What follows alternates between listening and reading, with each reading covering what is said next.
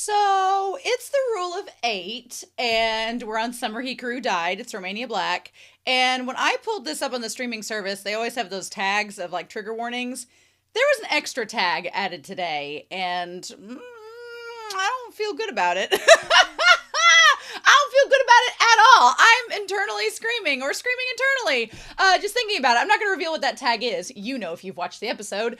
We're just going to see how that plays out. I don't want to jinx anything.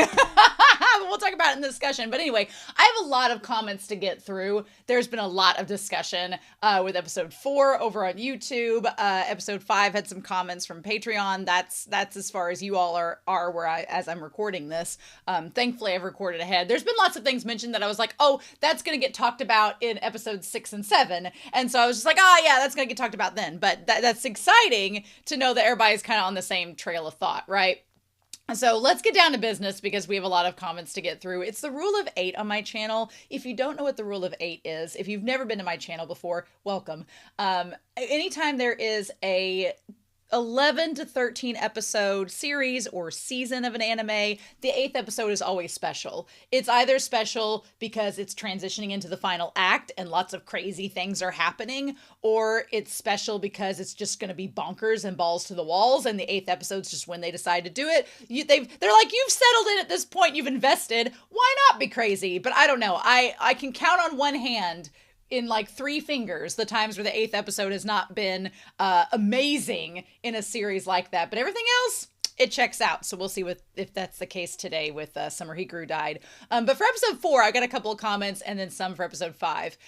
We have first, Hey Bale 2065 can relate to the username, saying, I haven't seen anyone talk about this, but I found it cool. So the voice actors, mainly Yoshiki and Hikaru's, have been making these short post-episode discussions and posted to YouTube after each episode airs. That's super cool. In them, they partially talked about how challenging it was for them to take on the characters with Mie, or Mae, however you pronounce it, dialects, part of Japan's rural country accents, when they do not possess it themselves. They've been taught how to speak it for this show, and it was cute to hear about it. The dialect was not only pronounces some things differently, but sometimes they use entirely different words and sounds. Instead of the formal okay being io, it's io, it's io. Instead of mother being okasan, it's okan. I do want to mention that is one thing that Hikaru particularly does because his family is from the countryside. Yoshiki and his sister, however, use okasan because their mother is not from the countryside and is instead from Tokyo. That's super cool.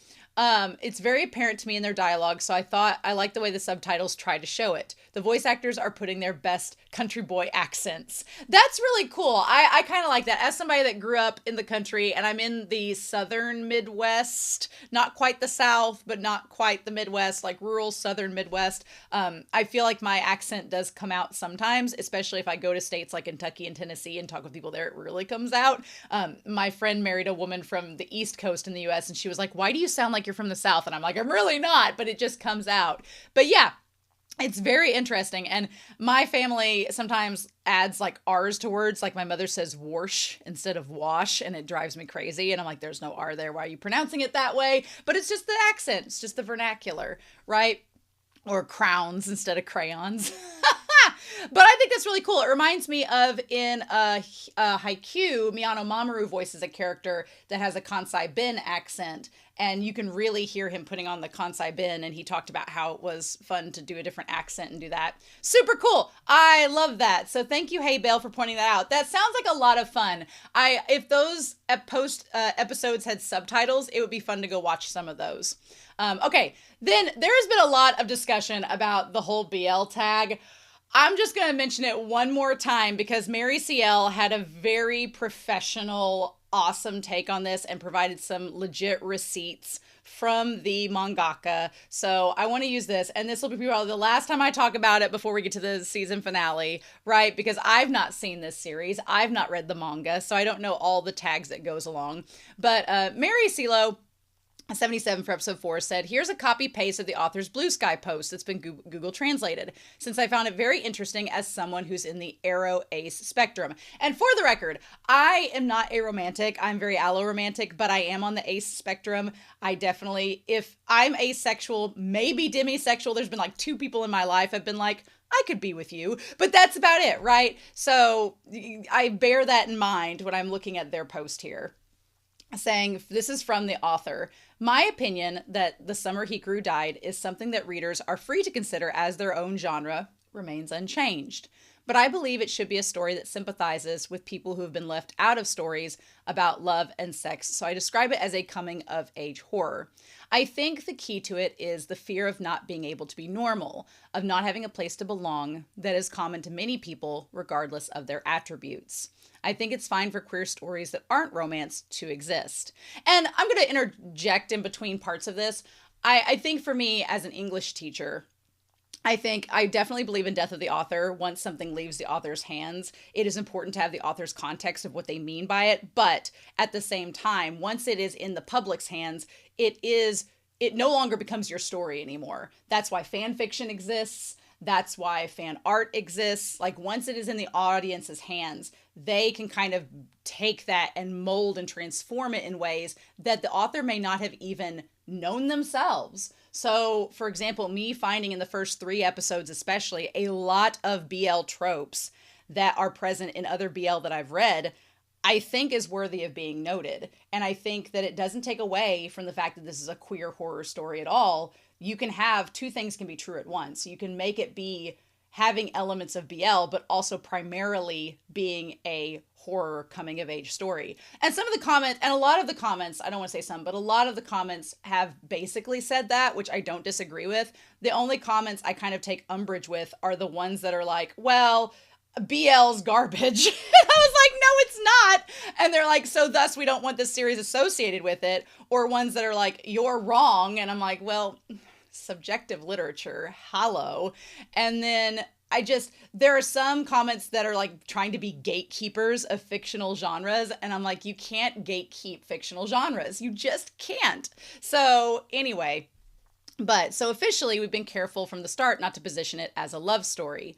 Also, I think the idea of not understanding romantic feelings or sexual desire is an important setting of a queer story. I know this is an aspect that can be easily misunderstood. And I think something important here is that this is also a Japanese author where queer ideology and queer media and just the way that queer studies is approached is different. I'm an American, so my understanding of gender studies from the collegiate classes that I've taken and from the colleagues I've worked with that specialize in that field, we come at it from a different cultural perspective, right? So, and you also have to read between the lines of what is this author saying? What are they trying to get at? And so there's a lot of nuance. And I think sometimes, and I am guilty of it myself, we try to simplify things to make it coherent.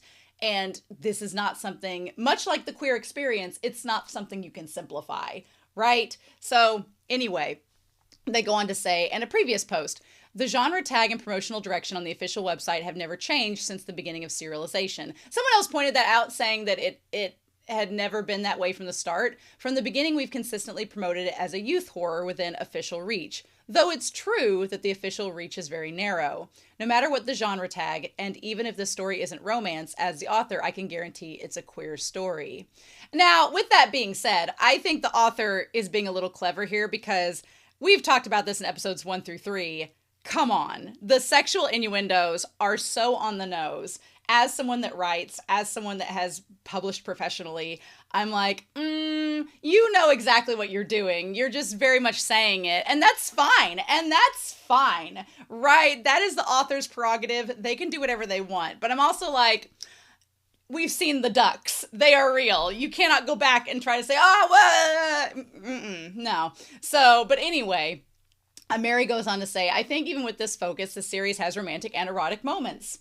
I don't see them as looking down on the BL genre, but rather not wanting to confuse people about what the story is and isn't. But the way Hikaru perceives relationships is outside what normal humans feel, and how can we even label it properly it's fascinating. Yes. So to those that were like, there were a lot of comments that were talking about how they don't want to confuse people thinking it's going to be a romance. That is justified and totally valid and fair. I would argue there is BL out there that are not romantic. And I know the boys love thing. You're like, well, it's boys love. It has to be. And I'm like, well, it's complicated, much like most queer media is. It's complicated, and it's not something that can be simplified in just a specific label. So, with that being said, no one's opinions are invalid.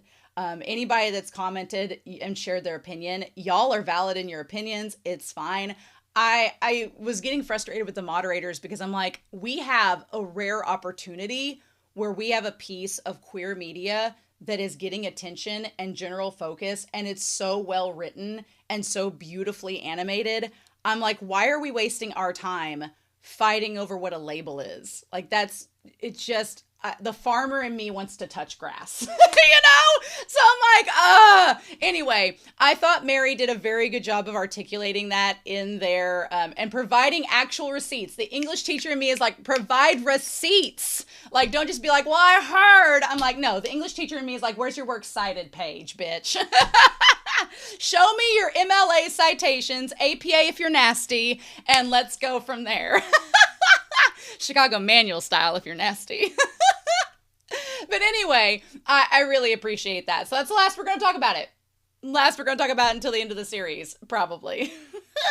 I did notice that in episode 5, the bird memory, it hits harder now after episode 7, because we've had all this bird imagery and Yoshiki thinking he's like raising eldritch Hikaru like that of a baby bird, when the reality is, one, Hikaru is a spirit that has been in this woods for possibly way longer than even they themselves realize. And two, the responsibility that he takes on in being with Hikaru is not only shared in what happens with Hikaru, but whether or not he hurts or saves others as well. So I thought that was a really cool thing to note from last episode, because last episode was pretty heavy. And this episode is probably going to be heavy as well. Who knows? So Yuri with episode 5 says, I think one of the differences that I can feel between Hikaru and Hikaru is that Hikaru is more careful around Yoshiki than the original one. It's hard for me to explain, but the original Hikaru wasn't afraid of losing Yoshiki. Hikaru is more unsure of his position in Yoshiki's life, more scared about Yoshiki leaving him or hating him. He's a lot more desperate than the OG. The OG Hikaru didn't have a reason to be scared about losing Yoshiki as a friend, and that's why in the flashback with Crowley, he's a lot more bold with his behavior towards Yoshiki when quote-unquote Hikaru tries to take everything on himself so that Yoshiki would not hate or leave him. And that, I feel like that's kind of a relationship element of anybody when you're just becoming friends with someone. It's also a romance trope when you don't, you have your crush and you don't want your crush to hate you and leave you. So you just try to, be on the best behavior. Whereas, Hikaru, OG Hikaru and Yoshiki have been friends since forever. So there's not, they're like childhood friends. That trope allows them to have a lot more confidence and trust in one another than the relationship between the current one and current Yoshiki. And, there's that whole I'm in the body of your dead best friend that you had said relationship with in the past that makes it 1,000 times more complicated. And then Moomin had finally this comment for episode 5. And I know I've taken forever, but bear with me. Brains. Those brain people are horrible. I can only imagine being smothered by one. Body horror for sure. One thing I always think about is how people perceive the world. With our senses that give information to our brains. We are our brains. So brain people it is, faces and all. How can we be sure that we really see the world just like other people? We have blind people, deaf people, colorblind people, and people with differing neurological conditions. I say all this because brains keep coming up in this episode. Somewhat. Our minds are a manifestation of nerve impulses that we experience in our brains. We basically experience sex in our minds. It's no wonder that Hikaru wants to touch Yoshiki's brain. It's what makes him, him. But it could also damage Yoshiki if he did manage to touch his mind. You mentioned mind melds, and I'm sure there are depictions of them going wrong, and the person ends up with a lobotomy. Yeah, so, while it is touching, literally, and figuratively, that Hikaru wants to give Yoshiki the same sensation that he's felt, it could be a lot more dangerous to Yoshiki. And Hikaru is just now entering this body as a human, so he doesn't know everything that he's capable of. So I thought that was a really eloquent comment to add, Moomin, so thank you very much. But yeah, that's what I got. Sorry that was so long, but y'all have been leaving some amazing comments, and I wanted to dive into them and delve into them, and I think that it's important that we do so. But anyway, we're on the rule of 8. I'm terrified, and we now need to figure out what we're gonna do. I'm hoping that Yoshiki and Hikaru start to investigate what's been going on, and we get an idea behind the ritual of the Indo family. That's been weighing against us a lot in this series, so I hope that's the case. But anyway, thank you all for joining me and talking about this series with me. I really appreciate it. We're going to start the summer Hikaru died, and we're going to do that here in 3, 2, 1. Let's get into the rule of 8, y'all.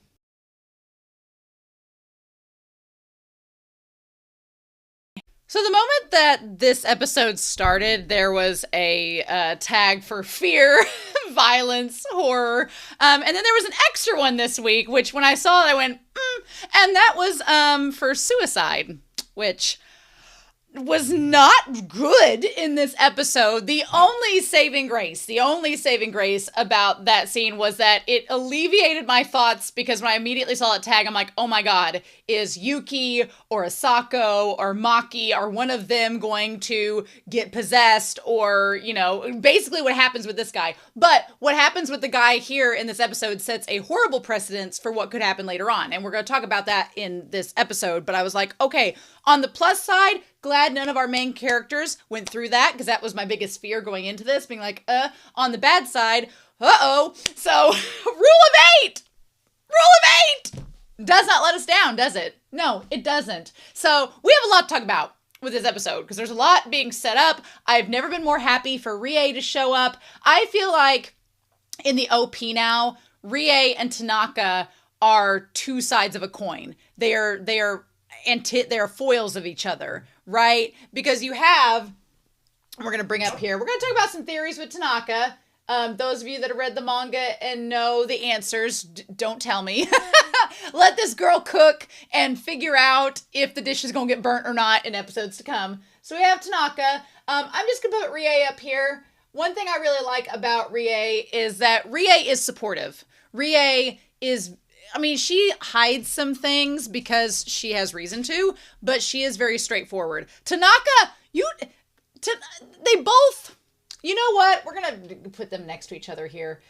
Rie and Tanaka, at the same time, what they both do is that they are both straightforward, but are hiding information. Now, on the one hand, and they're both straightforward, but they both hide information. Like, Tanaka's just like, hey, I'm doing this. This is what I am. Blah, blah, blah. Except he's hiding a lot of information. Like, with the organization he works for, with who he is. There's a lot with Tanaka that I'm like, I don't know about this. We're going to talk about the ham monster and how that works. Because, yeah, hamsters only live 2 to 3 years. This one's lived for 12. We're going to talk about that, how that plays out into this. But also, we have Rie, who is very straightforward to Yoshiki about the danger that he's in, about the mixing, about what can happen. But in the same vein, she's hiding a lot that she has not felt the need to reveal yet. So, do I think Tanaka could still be Rie's kid? Maybe. I mean, he does speak a different dialect than Rie and everyone there, but as someone that did competitive speech, you can train yourself to speak with a non-regional dialect. When I competed, our coach actually, I've lost it now, but our coach had us learn to speak in a non-regional dialect because a lot of us had really thick Southern accents. And he's like, you don't want to take the chance of a judge being prejudiced against you in a round because of your accent. And it's like, no, that checks out. So we all practiced speaking in a non-regional dialect, and that's just what you did. So it is doable, is what I'm saying. Tanaka changing his accent is doable. And if he changed it to a very standard Japanese dialect that's the most common one, then there you go. But that's interesting. If he suddenly starts talking in this Mie dialect, I'm gonna be like, ah! But we'll see. That would be wild. That would be wild. So yeah, so they both are straightforward, hiding information. They are both doing independent investigations. What's the most interesting at this point is that Tanaka is setting loose all of these monsters to go try and track down Hikaru. But the monsters are inadvertently causing more harm than just Hikaru. That's the problem. So let's talk about that. So he has unleashed these spirits. One is the tracker, which is abso-freaking-lutely terrifying. That was so scary in this episode. No, thank you. I don't like horror. So I was like, no. So there's the tracker, but there's also the one that has possessed the person who died in this episode. So there was that. There's also the bent neck, which we're going to talk about the bent neck. And now that we found this out about the mountain and the village, the bent neck spirit that Yoshiki stumbled across, there's that. So we're going to get into that whole deal. But yeah, there's just been, and then there was also the wig ghost that threatened Kaoru. And then there was the one at the train stop that Rie got rid of that could have hurt somebody. So look, I'm giving Hikaru a lot of benefit of the doubt in this episode, and y'all are going to have to bear with me and work with me throughout this because y'all know I've not read the manga. I'm doing this episode by episode based on what we know. Apothecary Diaries has taught us you cannot use conjecture unless you have evidence. So, again, go watch Apothecary Diaries. It's great. But So I'm going to say some things. I'm going to give Hikaru a lot of benefit of the doubt for a number of reasons. We're going to go through that. If you disagree with me, you be you. I don't know what else to say. We'll find out. I've been wrong. I am frequently wrong. If I'm wrong, I will say so when we get there, but we're going to get to it. One thing that has been established that worries me quite a bit in this, I'm going to tie it to the ED here in a second, is we start out this episode where, Yoshiki's like, we got to clean all this blood up before my mom gets home. How's your wound? He said, I fixed it, of course. Here's the problem. So Hikaru was inhabited. His body was inhabited by, I don't know whether to call him Unuki or Nonuki, because the whole Nonuki comment on here where Hikaru was like, is that what I am? Made me think that it's not what he is. And the thing about it is that Hikaru, quote, air quotes, was a spirit in the woods, probably does not know what its name is. And so the Endo family talked about Unuki, and then Nonuki is another spirit. So again, I don't know if they are one and the same. We still don't know that confirmed. If they are one and the same, why have two different names for them? We might find out. Or maybe they're a spirit that's split in half. Who knows? Maybe they're two spirits. One guards the mountain and one tries to destroy it. Who knows? Maybe one was the spirit before the famine and one was after it. We don't know enough information to draw a conclusion yet, so we just need to wait a little longer. But anyway, he was inhabited by the spirit. Whether it's Unuki or Nonuki, we'll find out. But inhabiting that spirit healed physically Hikaru's body.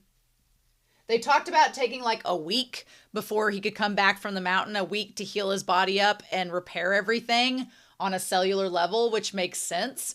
And then we've seen, so the knife stabbing and everything else that has happened was before it hit me during the episode. And I was like, oh my God, before he broke the piece of himself off, before he broke the piece and gave to Yoshiki. That's the problem.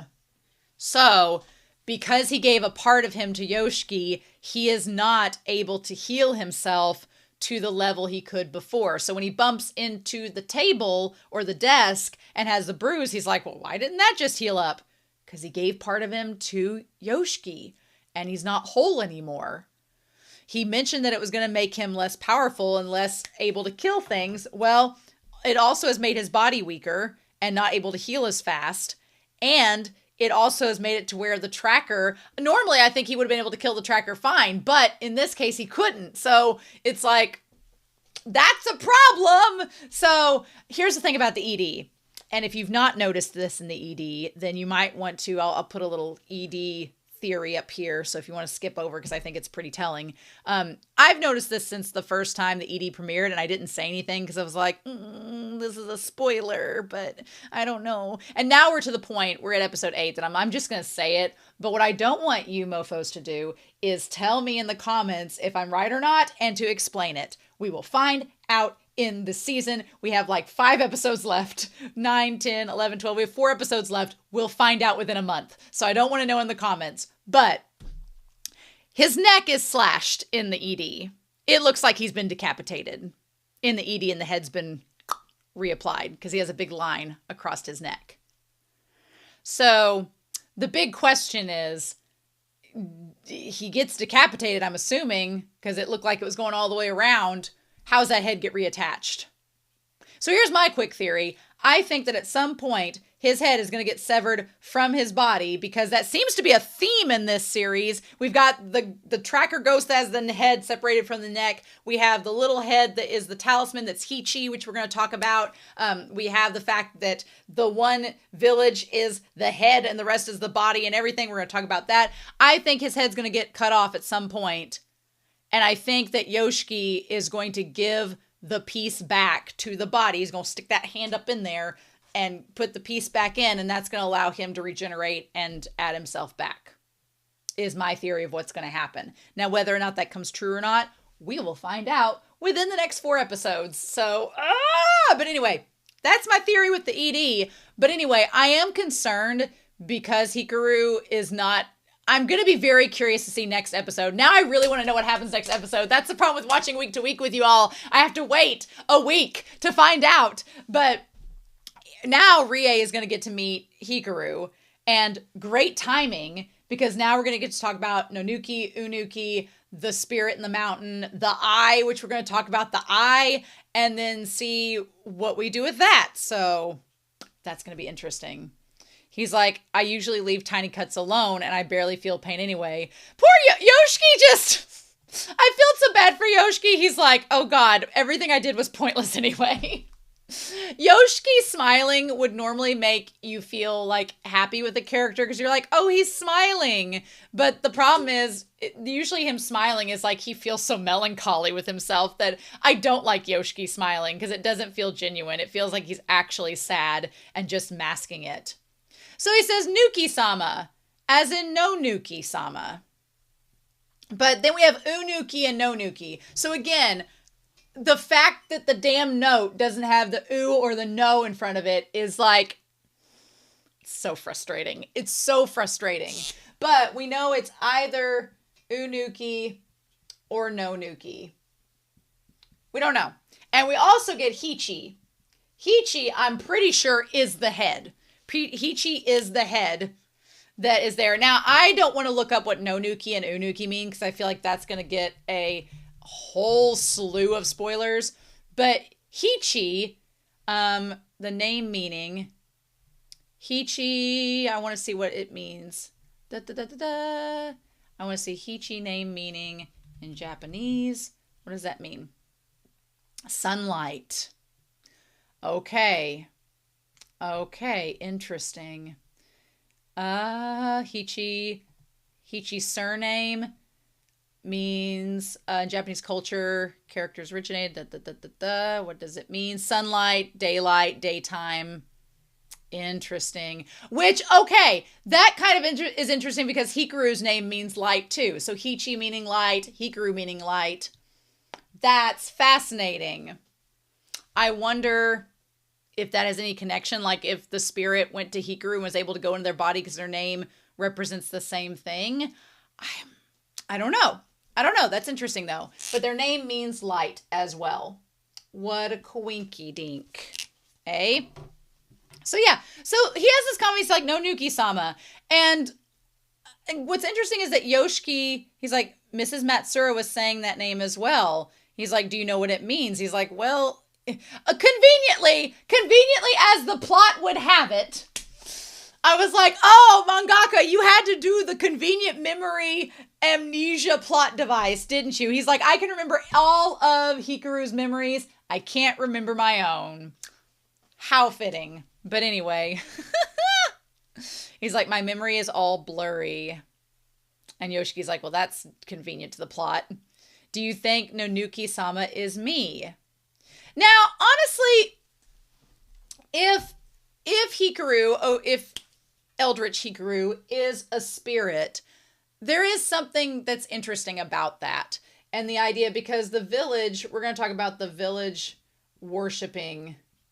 It worshipped Nonuki at one time. And then it became what they called a curse god after a famine. Okay. Now, there is a question of if Hikaru is Nonuki or not, or if Onuki is a separate spirit and Hikaru is that. We don't know for sure yet. I think that it's an interesting commentary about how, some of these deities being worshipped, they don't even know it. And, kind of like feels like idol worship sort of situation. And Yoshiki genuinely doesn't know. But he's like, I have no idea. And then we cut to the OP. Now, this eyeball in the hand is in the OP, like the first thing we see. Interesting. And then there's something else. I want to go back to the OP just a hot second. There's tongues with eyeballs on them as well, which is interesting. And then there's eyeballs with eyeballs. Creepy. And then Hikaru, we see Rie, we see this disco ball, we see Tanaka. I want to kind of go back through this OP now that we're a little bit further. All of these beings look like the spirit trackers, kind of. We see Asako, we see Yoshiki. We see in his head, in his mouth, is Hichi, which I believe is the head. And it's bleeding from the top. I want to know more about Hichi really bad. I feel like we're getting close to figuring it out. So yeah. We don't know anything about the woman that's been calling Tanaka, but she makes a slight appearance here. We see in the closet an eyeball with a hand, and the eyeball is bleeding, so I don't know.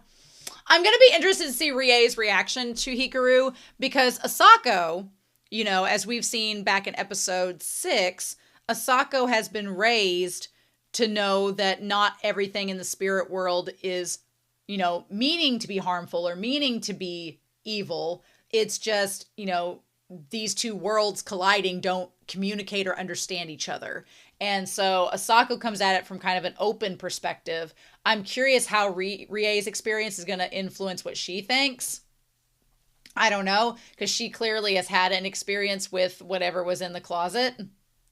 So then we go in the classroom. Now, in the classroom, there is a couple things that happen like in the classroom with the spirit. I want to point this out because at this point, we're 8 episodes in. When he opens up the door, there's Hikaru and the 2 girls. And then it like flashes. Hikaru becomes the giant eldritch spirit and the girls disappear. So I don't know what that means. And then Maki shows up and all of them show like, the lines through them. But I don't think anything's going to happen to Maki, Asako, or Yuki. I think, knock on some form of wood, we're safe. But I'm so curious. So they go back to Hikaru's room looking for things that might be clues, but they can't necessarily find anything. And then we see the grandpa. Damn, Hikaru's genetics. The genetics are geneticking because they all have the same hair and eyes and everything. Now, somebody pointed out, somebody had a theory that they were albino. I don't know if that's the case. I want to look this up though, because I trying to remember. I was like, because here's the thing. They were like, oh, they're albino. And I'm like, no, albinoism is not a dominant trait. It's recessive. That's the thing. It's like, no. And it says here, even if you have, because I was obsessed with genealogy back in school. So I did the Punnett squares and everything. Genealogy fascinates me and genetics fascinate me. So even if you had 2 parents that were both albino, let's say, even then, there is a 1 in 4 chance, even with that, because it's an autosomal recessive gene, that they'll be albino too. The other genes that are dominant, even if they're showing it, will still show through. So no, albinoism, it's like, no, it's still very low that would pass on. And then the other, parent in the couple does not have that gene, so it's even less of a chance. So I'm like, no, I don't think that they're albino. I think that it's just anime being anime. And for the sake of anime, they have white hair. Because why not? It's like when you have a pink-haired character in an anime, and you're like, but in real life, it's like, shh, anime rules. So yeah, but the damn these genes are pretty dominant. So I think the grandpa is kind of like in his age, not fully coherent in the moment, because I thought whenever he looked at the endo thing, he's like, oh, Hichi. He's like, where did Hichi-san go? And whenever Hikaru's like, who? That's the thing. I wonder if the fact that Hikaru doesn't remember that specific memory about Hichi, is it because it was around the time they died, and so those memories are maybe being blocked out from Hikaru accessing? I don't know. Or the grandpa gets kind of concerned. He's like, we've got to return Hichi-san to the mountain. It's not in the temple anymore either. And he's like, who's Hichi-san? Someone who's had it pretty rough. And he says, if only they hadn't asked Unuki-san to do all that back then. Okay. So there is something there. So Nonuki, we've established that Nonuki was the curse god, apparently, that is over the mountain, right? That's over the mountain. Now, my question is, could we believe that Unuki, do we think that maybe Unuki and Hichi were a couple? Maybe they were in love and they were a couple, and maybe is Unuki the original Indo, maybe? The original Unuki Indo? And so maybe they originally, after the famine, to try and appease the god on the mountain to not curse them anymore, they had Unuki go up there and kill his wife or kill his lover, Hichi, and then sacrifice like her head to the mountain, or like sacrificed her body to the mountain in order for them to protect. Maybe that was it. Maybe, again, I'm just theorizing. I'm just conjuring up theories. We'll know in the next 4 episodes whether I'm right or not. We'll find that out, I think. And if not, the manga will reveal more.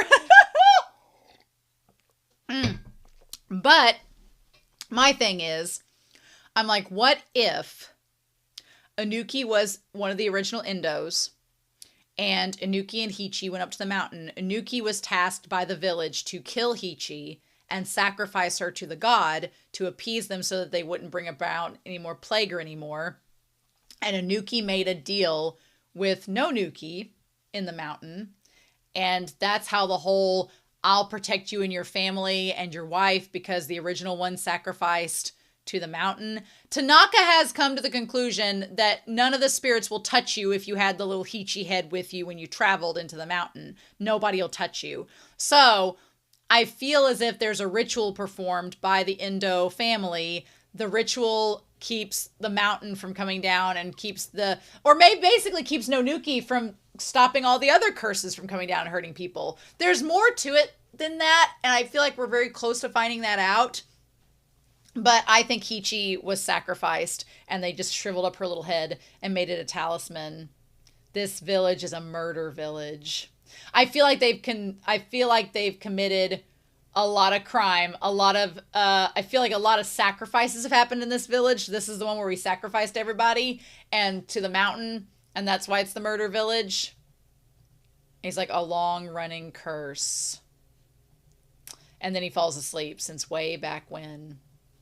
So we get just enough information to kind of tease Yoshiki and Hikaru, and they're like, So we established that this village has a long-running curse. A long-running curse, and is called a quote-unquote murder village. You know, like you do. So yeah, I don't know. I feel like I can't wait. I'm always excited when we find out the backstories of things, so I can't wait till we find out about more with Hichi and Unuki. Interesting. So yeah, so in the class, back at the school, Asako confronts Yoshiki, and she's lost partial hearing in her ear. which thankfully that's all she lost. But it's from where, it is literally from where Hikaru tried to touch her when she revealed that she knew who he was.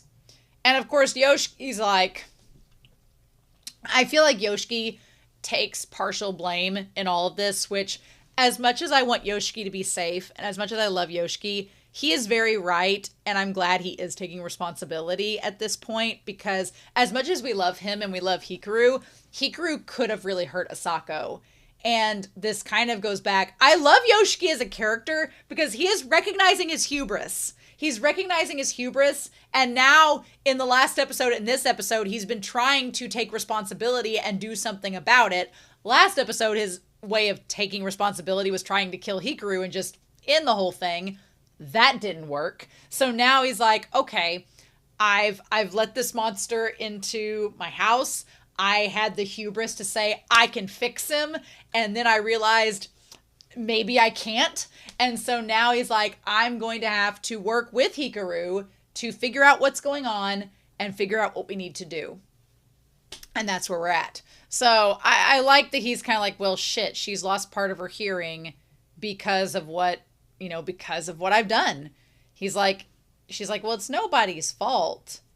And he's like, was Hikaru acting strange? He didn't seem like himself. Has he been possessed by an evil spirit? And Yoshiki says, if that were true, would you hate him? And she's like, well, I don't know. She's like, are you being serious? He's like, no. And damn, every time he smiles, I'm like, Yoshiki. I'm like, I want him to smile for real, not this melancholy smile. Also, I like the fact that Yoshiki is not beating around the bush anymore. He's confronting Hikaru, being like, Asako can't hear now. What's going on? And then, Hikaru doesn't want to answer because he's like, you're going to hate me when I answer. But I mean, I was mad and maybe I touched part of her and, I'm glad that she's got a tough mind. She won't break. It just, it didn't break her, just messed up her ear a little bit. Don't be mad at me. That's literally what he did. And Yoshiki's like, well, that is your fault. And he's like, well, it's lucky it was just her ear. And he's like, you can't just, he's like, that's cold. You need to be a little bit more human about it. So meanwhile, Yoshiki's like, is there a curse on our village? He's like, maybe that could be a lead as to what Hikaru actually is. And I like his phone. It's still cracked. And he's like been looking on this thread. I like the little realism of there being an ad in the middle of the screen. I found a thread online that talked about disturbing places. It's weird how Kubitachi uses the characters neck and stand. Yeah, all the villages and everything. It forms a body. That is crazy. Now it all makes sense. The village, it forms a body. Oh my God. I'm going to redo that another marker here in a second. But yeah. So when he looks out the window and there's just a naked person with a knife,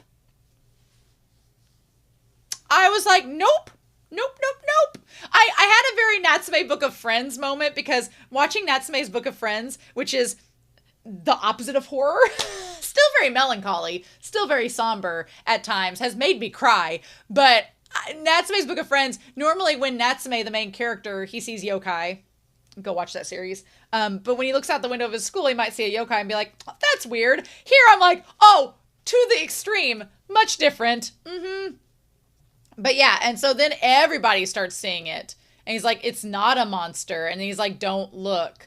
I really liked how he thought, oh, if I don't look, it's not going to come get me, which is a very realistic reaction. And then Hikaru's like, hey, it's a person holding a knife. I am very curious about the villagers having these like sticks with the prods, like they're going to capture him. It's a weird moment. I know that, in a standoff in Japan, they handle things differently, but it almost looks like they're trying to corral an animal with those sticks instead of a person. I feel like that symbolism is very deliberate. And then when they try to talk them down, instead they kill themselves. Now, them stabbing themselves in the neck, is that slashing his neck? Is that related to, again, talked about that earlier about the ED, but is that relating to the village and how it is with everything? I feel like we should talk about that. I feel like everything's connected.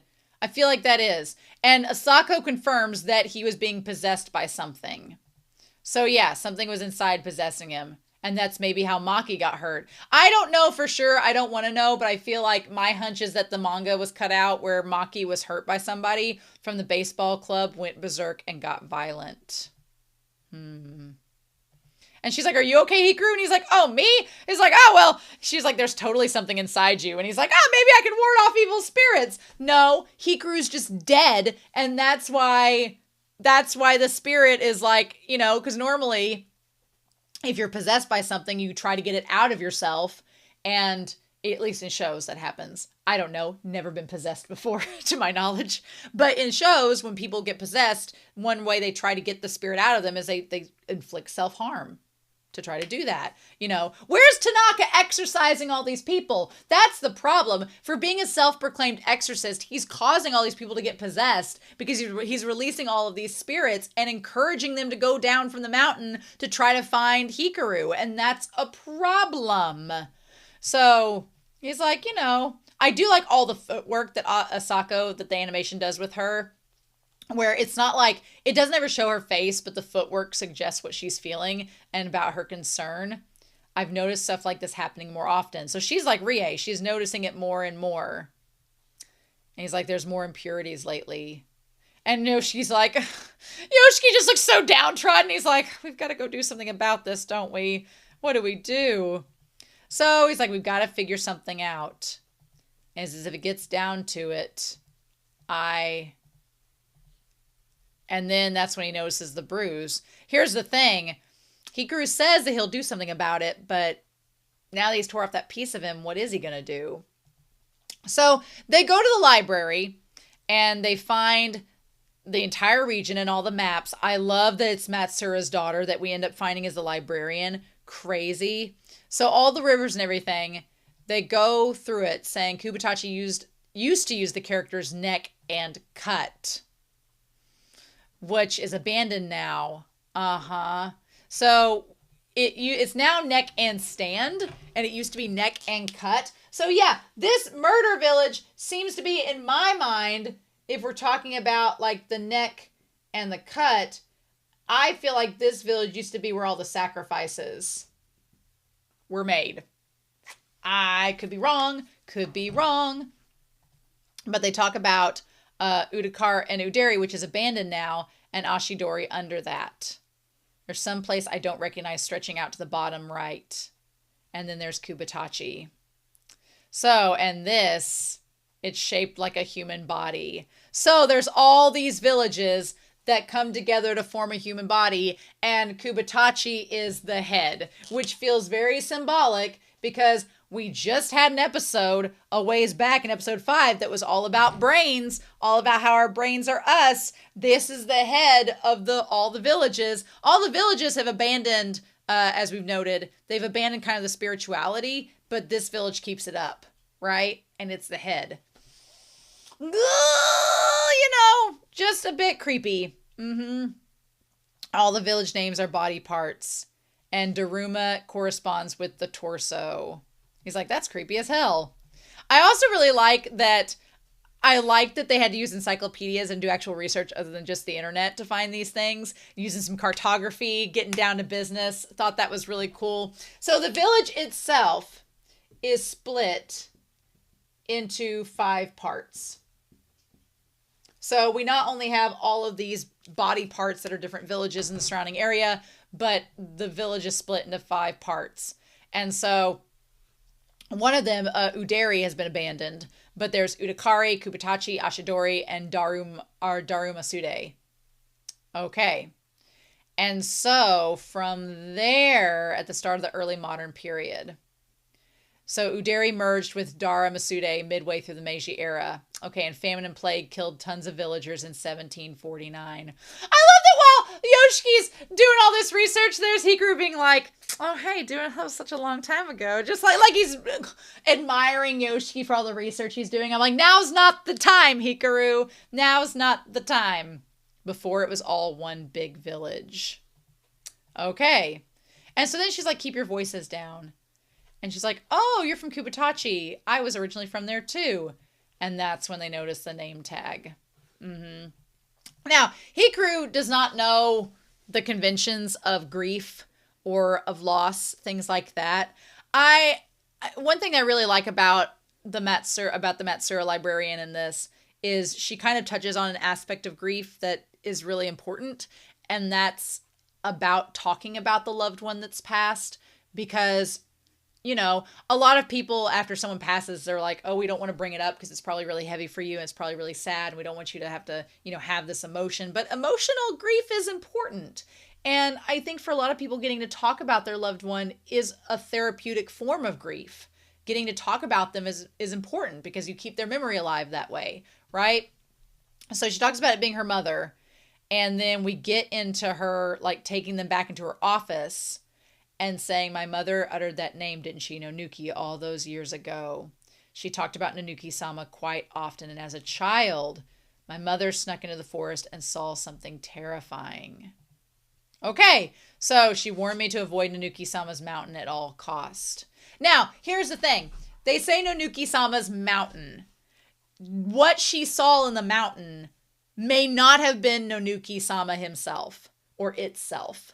Because if we think about it, what's inhabiting Hikaru was a little red light that flittered throughout the forest and didn't seem to have a shape or a form. It was just floating through the forest and that was it. So I wonder if we're talking about Unuki and Nonuki. What if Nonuki, everybody in the village claims that Nonuki is this curse god. But what if the curses were all in the mountain? And what if Nonuki, what Hikaru has been inhabited by, is actually the spirit that's left over of Unuki? What if it's Unuki's spirit and it's his ancestor, and his ancestor's spirit has been guarding the mountain and particularly guarding the family of Hichi and Unuki to try to, like, mend that sacrifice that was made? I don't know. So it could be. But the point is, there's all these crazy evil spirits in the mountain that are not specifically Unuki or Nonuki. So Nonuki's mountain, I don't think it was Nonuki that attacked her or the other. I think it was another spirit. So Nonuki-sama is a monster who lives on the mountain. She's like, no, it's more like a god willing to bless us in exchange for a particular offering. And here's the thing. That's when Hikaru's like, a particular offering. He's like, I don't know anything about this. So, or maybe doesn't remember particularly. And then Yoshiki's like, used to be. The god doesn't do that anymore. And she's like, well, Nonuki has been worshipped since long before the village split.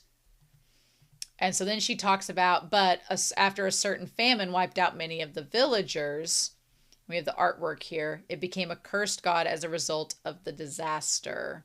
And that's why I was never allowed to go to the mountain. Now, then we have the eyeball that is shown in the mountain, the eyeball that's in the closet and everything. If you told me that was, Hikaru because Hikaru's eye has been affected, then yeah, I would believe that. I think that would be logical, but I want to keep all of our options open. Did she see Nonuki on the mountain, the Mrs. Matsura? Is that what made her go crazy? And then Yoshi's like, you can't say that. And she's like, no. She's like, I think she became that way after my little sister disappeared on the mountain. And then we see the picture of them all and there. I was in elementary school when my little sister went missing up there. Yeah. And so then Hikaru's like, well, wait. He's like, are you saying it was my fault? Because, yeah, I feel like Hikaru takes a little offense at that because he's like, wait, I don't remember killing these people on the mountain.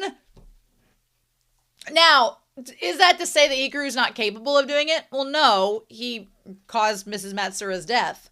But he doesn't seem to recall having done all of this. So it's very possible it was other spirits. And he's like, why am I taking the blame for it? So I don't know. And he's like, are you saying it was his fault? And she says, I doubt it, but my mother believed so. And so the whole village was in an uproar back then. Okay. And she says, us kids didn't know much about Nonuki-sama or whatnot. So then we have all the kids. The other ones were kids they're the ones that have hired Tanaka. But Hajime and the others might have known something. Man, they did a great job of making Hajime look as a kid exactly like he looks now. So he knows something's up. But we don't know the rest of it. So Mr. Takeda knows, and they were going to go question him. I love Hikaru being like, hey, bestie, let's go question Mr. Takeda. And Yoshiki's like, oh my God. I just love, he's like, come on, we've got another clue to the mystery. And Yoshiki's like, I hate my life. Yoshiki never quit being emo. Never quit. But then, yeah, so Yoshiki says, I'm sorry for asking you all this after you've lost your mom. And she's like, no, my mother only ever saw me as her cold-hearted daughter. So she's like, this is fine. But now I'm realizing how precious she was to me. And I feel like in that moment, Yoshiki relates to the Matsura woman because he feels that he can come across cold and uncaring too. But then he thinks back as she says that, even though it's too late now. And he's like, I hate mornings because every morning I remember my dad is gone. So there's this contrast of how she, the Matsura woman, she's like, now it's sad she's gone now and I'm just now appreciating it.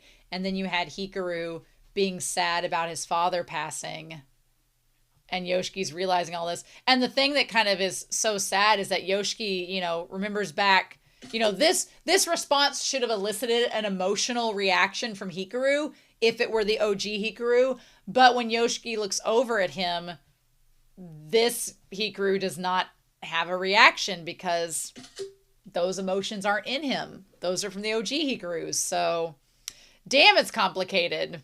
So then we have the sun over the mountains looking quite symbolic as the two of them go past these little constructions here saying, do you think I'm a curse god? And he's like, that sucks. I love Hikaru's like, am I the one that killed everybody? He's like, I don't know.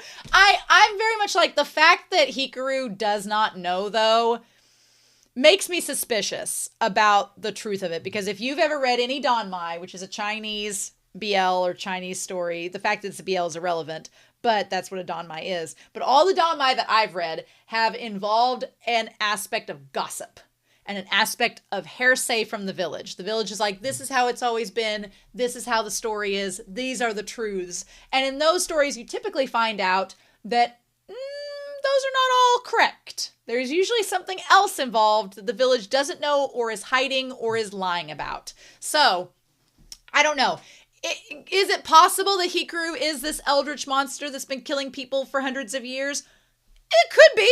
Sure, I'm not saying it's not, but I'm saying we don't have any hardcore evidence. We just have what the village has said. And we've just seen in this episode alone, someone kill themselves that was not related to Hikaru at all. It was a totally different spirit. So that alone, to me, feels kind of related to this, whereas Yoshiki's like, I don't have any evidence to say you're not the curse god in the mountain, but I don't have anything saying that you are, right? And that's when Yoshiki stops the bike when he says, am I the one killing everybody? And Yoshiki's like, well, answer me this. Do you understand what you did to Mrs. Matsura? And Hikaru's like, I don't. He's honest. He's like, I don't understand. I don't know about the death part of it. And then he sees the daughter, and as Yoshiki turns away, and says he's a fool, Matsura had a family of her own too.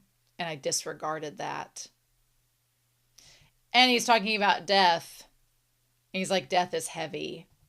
And it is. He says that out loud. I feel like Yoshiki is, at times he's rightfully hard on himself because he does need to bear responsibility and consider the severity of the situation because it is pretty big. But at times I feel he's a little too hard on himself. And I wish he would let Hikaru talk a little bit more because Hikaru is trying to communicate what he thinks.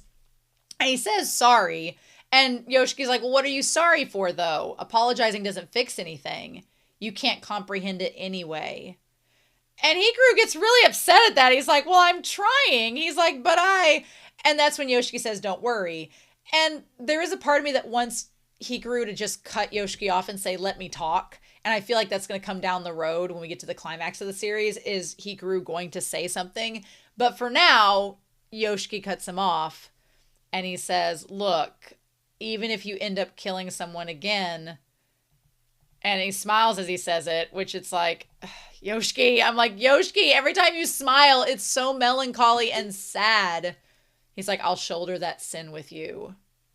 I do love the scene of them in the sunset. It's always in these scenes with the sunset do they confront each other about these things, and I love it. It's great.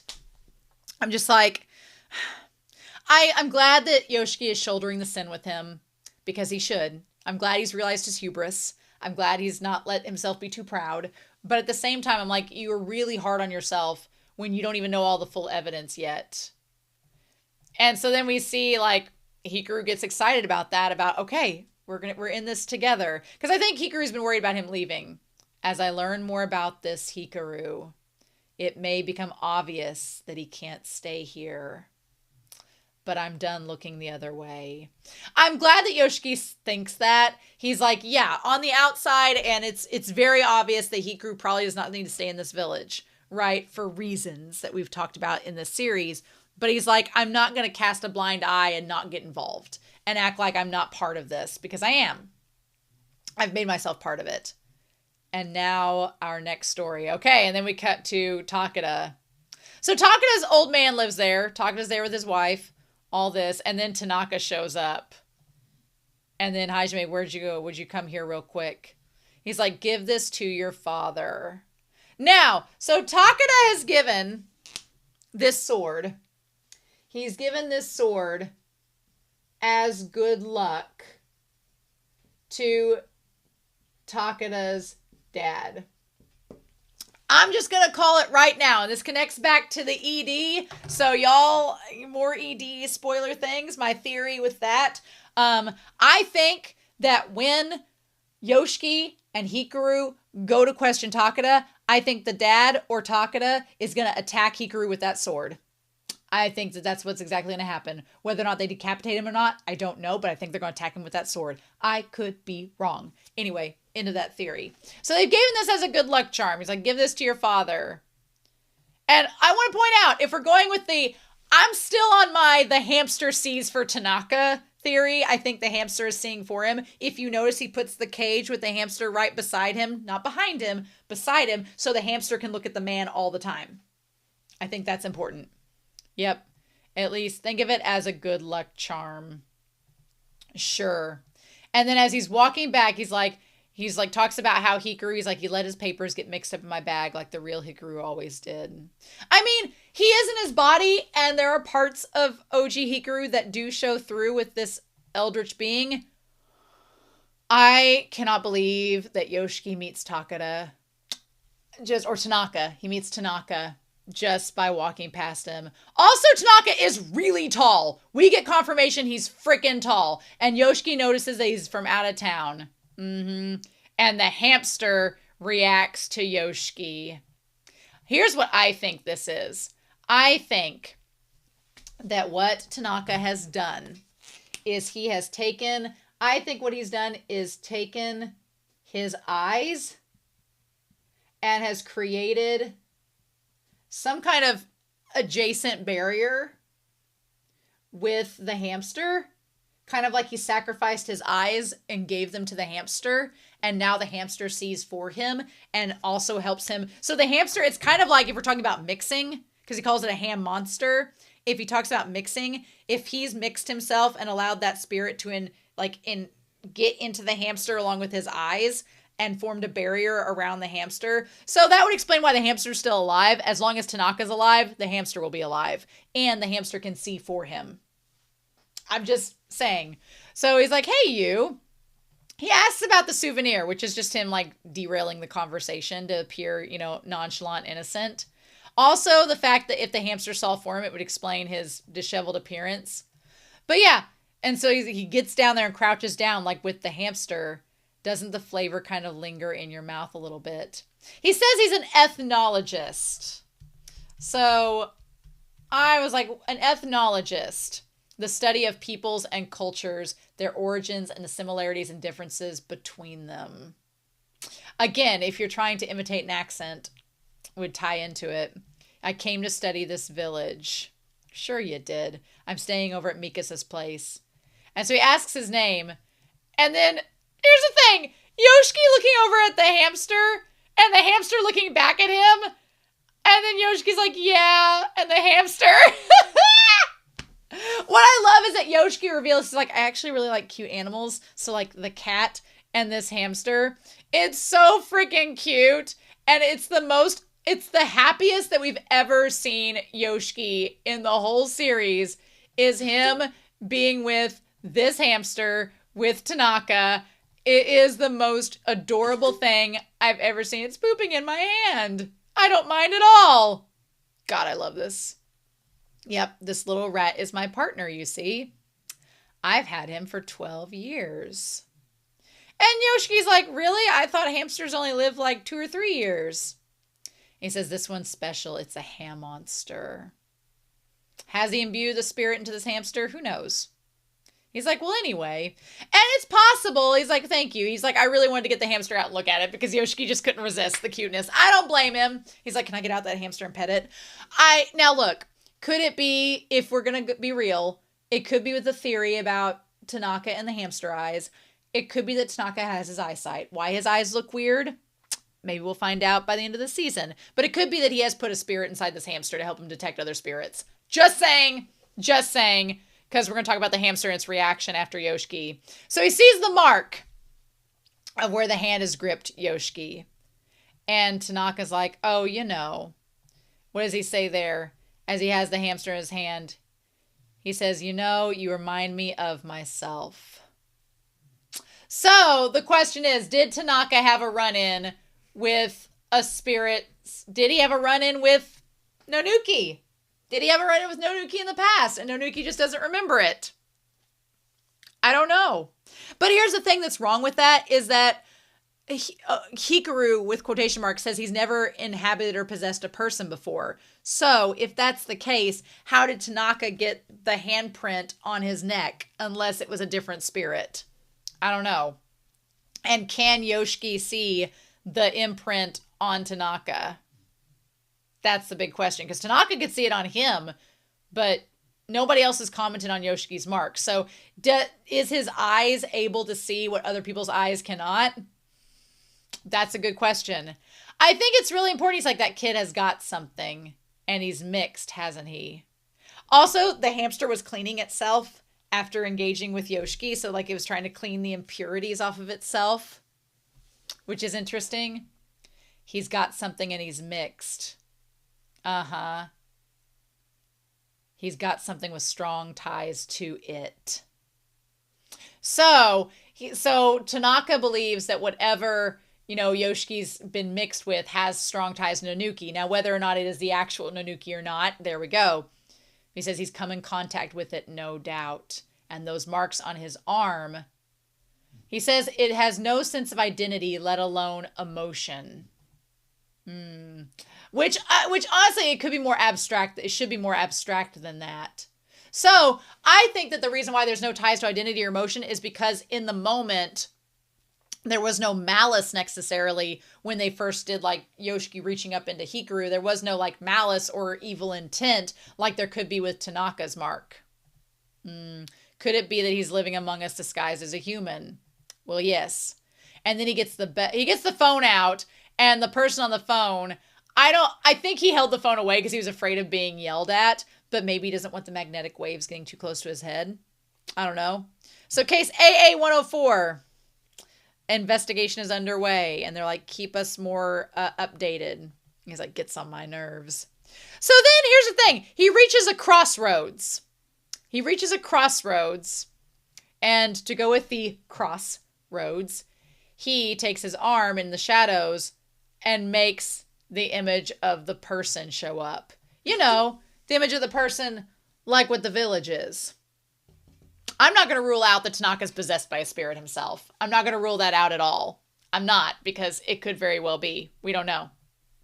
So then we see in the movie theater, the damn bell, the damn tracker is hunting them down. Well, now that Tanaka has come in contact with Yoshiki, we're basically going to speed run the tracker trying to find him, because at this point, also I did like the part where Hikaru was like, you still got a piece of me, right? And he like nudges the toe. That could have been something sensual, but it wasn't. And he's like, I'm never letting it go. And he's like, oh, you better not lose it. I could be toast if you break it. And Yoshiki's like, what? He's like, it's that important. He's like, oh yeah, I could die or something. I don't know. He's like, I doubt it'll break anyway. And Yoshiki's like, why would you give me all that stress and pressure? Why would you do that? And then the barrier happens where suddenly they feel like they're alone. And then you see the damn monster with the severed neck, appear beside him. Nope. This whole thing where he looks under the table and it's like the monster looking around him, I was like, oh, hell no. Oh, hell no. Because then the monster appears. Nope, not at all. Did not like that one bit. That part was terrifying. And I liked that at first, Hikaru's like, don't move. Like, he's like, come on. He's going to bait him. He's going to use Yoshiki as a bait for a second to get him to come out. And then the head shows up, which is utterly terrifying. And he tries to bait it near him. And then he realizes that because he's not whole, he can't do it. And the eye where he was hit as Hikaru before starts to bleed. And Yoshiki's like, well, shit. We can't fight this monster. What are we going to do? So they try to run away. The door won't open. And the monster whose neck had connected deconnects. And just as Yoshiki is about to be attacked, then Rie smacks her fist and gets the monster to go away. She's like, oh, hey. Oh my God. So yes, Rule of 8 did not let us down one bit. I'm so excited for Rie to meet Hikaru next episode. I want to know what they're going to find out. I am hoping that Rie helps them to track down information. I want to see what she knows, and I want her to help them track down information because that would be amazing. And I want her to be a foil to Tanaka. That would be awesome. And I want to know more about how she's able to fight back against the spirits. How did that happen? Does she have a mark on her? Is she mixed? What is that?